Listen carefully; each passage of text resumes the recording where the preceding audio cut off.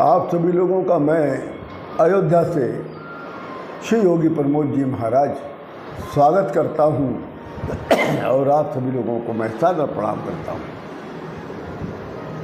आज शिव महापुराण जी की कथा के क्रम में शिव महात्म का आज चौथा अध्याय चंचुला की सद्गति इस अध्याय का शीर्षक है। इस अध्याय का नाम है जो चंचुला धर्म को ही नहीं जानती थी, अधर्म के अलावा वो धर्म विषय को ही नहीं जानती थी, आज वही चंचुला को अनावश्यक रूप से शिव कथा का श्रवण करने के कारण आज उसकी सद्गति हो रही है, सद्गति को प्राप्त हुई है। उसी की कथा का वर्णन है। जिस ब्राह्मण ने, जो ब्राह्मण उस शिवालय में शिव महापुराण की कथा कह रहे थे, जिसके कारण चंचुला को शिव का ज्ञान हुआ है, वही ब्राह्मण के चरणों में चंचुला गिरकर उनको गुरु धारण करती है और अपनी मुक्ति का उपाय पूछती है। तब वो ब्राह्मण देवता कहते हैं कि हे चंचुले, केवल शंकर भगवान ही हैं, इसलिए आप अपना भय त्याग कर केवल शंकर भगवान की शरण में जाओ। केवल शंकर भगवान है इस ब्रह्मांड में जो अपने भक्तों के समस्त पापों का हरण कर लेते हैं, वो भी वही तुम्हारे पाप का भी हरण कर लेंगे। इसलिए चंचुले, तुम बिना किसी भय से आप शंकर भगवान की शरण में चले जाओ। अब मैं तुमको शिव जी की कीर्ति से युक्त परातत्व का उपदेश दूंगा। शंकर ब्राह्मण देवता कहते हैं कि हे चंचुले, अब मैं तुमको शिव जी की कीर्ति से युक्त परतत्व का उपदेश दूंगा, जिससे तुमको तुम्हारी गति और सुखदायक हो जाएगी। जब तुमको भगवान शिव जी की कथा के कुछ अंशों को सुनकर तुम्हारी बुद्धि ही शुद्ध हो सकती है, तो इस शंकर भगवान की कीर्ति का जो परतत्व है, अगर वो सुनोगी तो तुम्हारी सद्गति और सुंदर हो जाएगी। इसलिए जो भी व्यक्ति भगवान शिव महापुराण की जो पूरी कथा सुनता है, वो स्वयं रुद्र स्वरूप हो जाता है। पश्चाताप पापकृताम पापानाम निष्कृता परा सर्वेषां वर्णिता सद्दि सर्वपाप विरोधनाशान। भगवान शिव जी की कथा जो होती है, समस्त पापों का नाश करती है।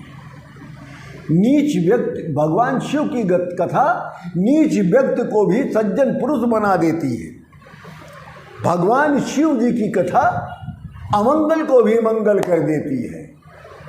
भगवान शिव जी की कथा अपयश को भी सम्मान पूर्वक यश प्रदान करवा देती है। इसलिए जो व्यक्ति शिव जी की कथा को श्रवण करता है, उसकी गति अवश्य ही सुंदर होती है, सुगति हो जाती है। शिव महापुराण जी की कथा सुनने से मन चित्त निर्मल हो जाता है, पापों का नाश हो जाता है। वैसे अन्य कथाओं, अन्य पुराण की कथाओं से को श्रवण करने से नहीं प्राप्त होता है। आप ही इतना ध्यान दें आप लोग कि जब समस्त पंडित, बड़े बड़े विद्वान पंडित की बात कर रहा हूँ, बड़े बड़े ज्योतिषाचार्य की बात करता हूँ, जब हर चीज़ से हार जाते हैं तो अंत में कहते हैं आप शंकर भगवान की शरण में जाइए, महामृत्युंजय मंत्र का जाप कराइए, महारुद्राभिषेक किसी प्रखंड पंडित से करवाइए, तभी आप पर कृपा प्राप्त हो सकती है। अन्यथा अब कोई चारा नहीं बचा है, कोई रास्ता नहीं बचा है।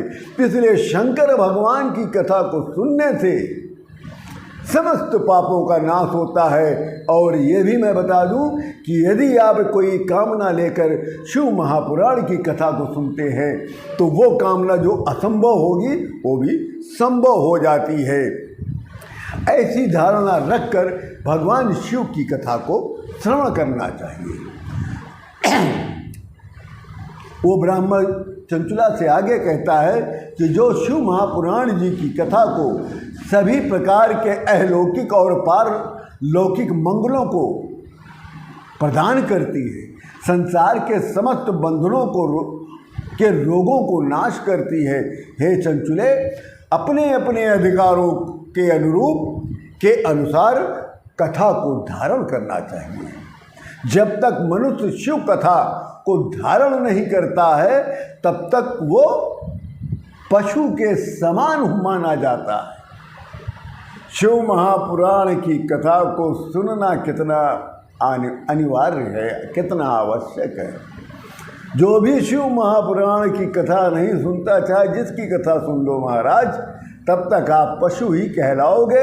जब शिव महापुराण की कथा को सुन लोगे उसी दिन आप मनुष्य कहलाओगे। चंचुला इतना सुनते ही प्रसन्नतापूर्वक उसके नेत्रों से जल भर गया, नेत्रों में जल भर गया और नेत्रों से जल बहने लग गया। और वो ही ब्राह्मण देवता के चरणों पर गिरकर बोलती है, ब्राह्मण देवता मैं तो कृतार्थ हो गई, आप प्रशंसा के पात्र हो। जो पापियों के पाप को धोने के लिए आप शिव कथा को सुनाते हो, अब मुझ पर भी कृपा करके आदरणीय कथा को सुनाइए। इस प्रकार चंचुला ने भगवान शिव जी को प्रसन्न कर लिया। एक दिन उसका प्राण निकल गया।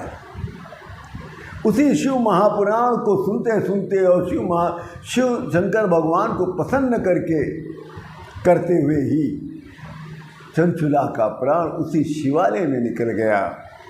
भगवान शिव जी ने उसको लाने के लिए एक उत्तम विमान भेजा। वो विमान अनेक प्रकार शोभा से युक्त था। शिवगणों ने उस शिवालय में पहुंचकर बड़े आदर पूर्वक चंचुला को विमान में के द्वारा शंकर भगवान के शरण में लेकर आए और शिव जी के सम्मुख पहुंचकर उनको प्रणाम करके चंचुला को प्रस्तुत किया। तब चंचुला ने देखा, क्या देखा कि उस समय